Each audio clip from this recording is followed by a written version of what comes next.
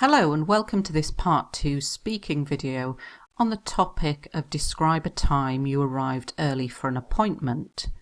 You should say what it was, where it was, what you did while waiting, and explain how you felt about it. It's quite a tricky topic. There's not a lot of vocabulary that springs to mind when getting this topic, but hopefully I'll give you an idea of a context that you can use for this answer. I'm pleased you've asked me this question because this is actually something that happened to me quite recently, so I remember it clearly. I had a dentist appointment, just a checkup, and for some reason I thought it was at 10 a.m. I left home at 9 a.m. to give myself plenty of time to get there in the rush hour traffic and find a place to park. Unexpectedly, there were no hold-ups, and I found a parking space close to the dentist, and I was feeling very pleased with myself that I'd arrived early for my appointment. I went to the reception desk, gave my name, and the receptionist looked a bit confused, looked at her watch and said, "You're a bit early. Your appointment isn't until 11 a.m. My heart sank. I had so much work to do, and now I was going to lose an hour in the waiting room at the dentist's. I am a person who likes to be on time, and I pride myself on my timekeeping, but being an hour and 20 minutes early is ridiculous. I had a dilemma: go to work, do 10 minutes work, and then come back again, or sit and wait.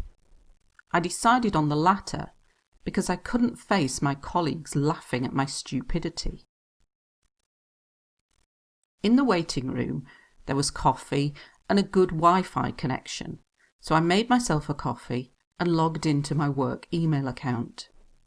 There were quite a few emails that I could deal with, and surprisingly, I managed to get a lot more done than I would have done if I had been at work. Luckily, the dentist was not running late, and I actually got in to see her 10 minutes early. When I first realised my error, I felt stupid and annoyed with myself for getting the time of the appointment wrong. But with hindsight, I caught up on a lot of work emails, and when I got to work at around lunchtime, I felt more relaxed than normal, as I had dealt with all the urgent matters. Now when I have any appointment, I double check the time, because although it turned out okay in the end, I don't really want to make the same mistake again. Okay, so let's take a look at some of the language. You might notice I use this a lot. I'm pleased you've asked me this question because you're only going to do one part 2 answer, and so I keep repeating a lot of things to hopefully help you to remember them for your part 2. And because it's got present perfect, you've asked me, it's a good way to impress the IELTS examiner.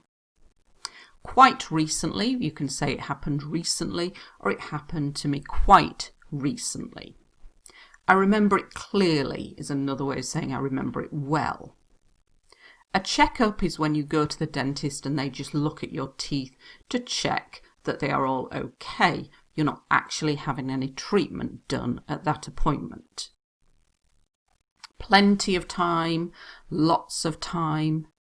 Rush hour traffic, this is the time in the UK, it seems to be all day, when the traffic is at its busiest. It might be between 8 and 9, 9 and 10.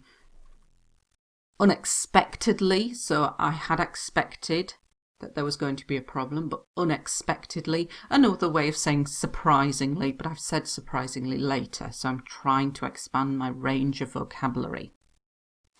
Hold-ups. Hold-ups can be anything that holds you up, that makes you late, like a traffic jam is a hold-up. I was feeling very pleased with myself, some past continuous here, so at this moment I'm feeling pleased with myself. When you're pleased with yourself, you're happy with what you have done. Because I had arrived early, so past perfect.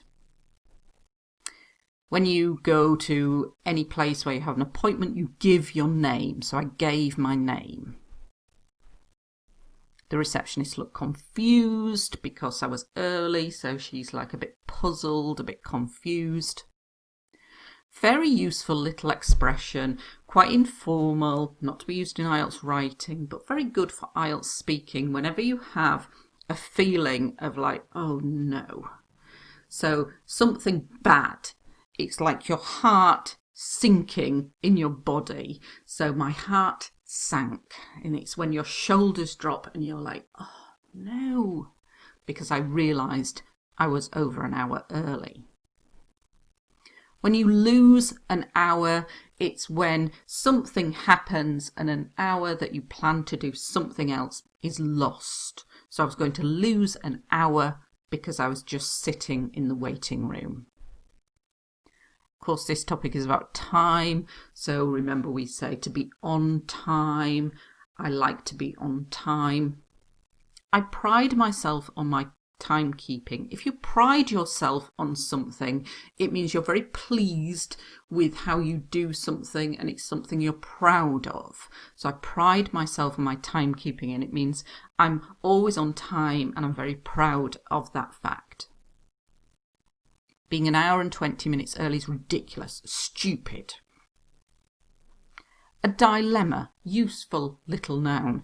A dilemma, when you could do one thing or another and you don't know what to do. If you are thinking of going abroad to work or study and you don't know whether to go to America or Canada, this is a dilemma.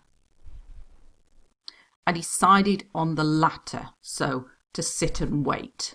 The last thing I mentioned, the latter. I couldn't face my colleagues laughing at my stupidity. When you can't face something, it's like, oh no, I don't want to do that because you feel uncomfortable doing it. So I couldn't face my colleagues laughing at my stupidity. When you've done something stupid, the noun is your stupidity. When you go onto your computer, you can either log on or log into. So logged onto my work email account, logged into my work email account, it doesn't really matter. There were a few emails I could deal with, handle, sort out. Here we've got surprisingly. Now this is very complex. Here we've got a third conditional. Imagining a situation that didn't happen in the past. I managed to get a lot more work done than I would have done if I had been at work. So if I had been at work, I wouldn't have done as much work. That's what I'm saying. So it's a third conditional. If you don't know how to use this tense, I recommend that you go and look at how to use it. This isn't a grammar course. I'm not going to go through the grammar for it, but it's a very useful one and really makes you stand out as an 8 candidate if you can use the third conditional. So I managed to get a lot more done than I would have done if I had been at work. Luckily, fortunately, the dentist was not running late, past continuous, another impressive tense. To run late means to not be on time, and often when you go to the doctors or the dentist or a hospital, they are running late. So if your appointment's at 10, you don't go in to see the doctor until 11 because they are running late. With hindsight, very useful for IELTS speaking. And this means with the ability to look back on a situation and think about it. Hindsight, it's like looking behind. So actually, although I was annoyed and feeling stupid, actually with hindsight, I caught up on a lot of work emails, so it wasn't such a bad thing. To catch up on means to kind of get up to date with things, to do work that you are behind in. Urgent matters, so the important things. Like I said at the start, it's quite hard to do this topic. There's not a lot of vocabulary that jumps out other than to be on time, to be running late. But this is a very useful one, to double check the time. So that means you look at the time of your appointment and then you look again. So you check it twice. To double check, I double check the time. Because although it turned out okay in the end, to turn out okay means it was okay in the end. I don't want to make the same mistake again. And this is a collocation. We talk about making the same mistake again.